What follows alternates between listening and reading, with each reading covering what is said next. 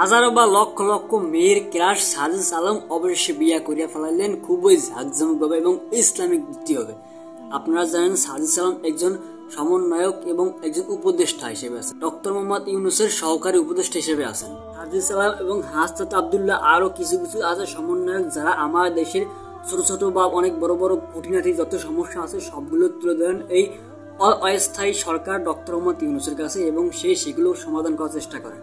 আপনারা জানেন যে বৈষম্য বিরোধী ছাত্র আন্দোলনের সময় আসিফ মাহমুদ, নাহিদ ইসলাম এবং হাসান আব্দুল্লাহর মতো সাজিদ আলমও ছিলেন একজন সমন্বয়ক স্বৈরাচার সরকারকে পদত্যাগ করার ক্ষেত্রে।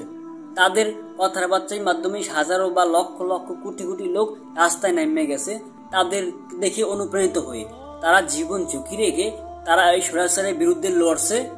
এই যে সেই সাজিদ আলম ছিল হাজারো বা লক্ষ লক্ষ নারীর ক্রাশ, কিন্তু সেই সাজিদ আলমই তাদেরকে কাঁদিয়ে অবশেষে বিয়ে করে ফেলাইলো। খুবই দুঃখের বিষয়, কিন্তু আমার জন্য খুবই ভালো বিষয়, কারণ আমি বয়স আমি চাই একটা ছেলে ভালো হোক, যাতে সে খারাপ না হয়, যাতে তার চরিত্র খারাপ না হয়।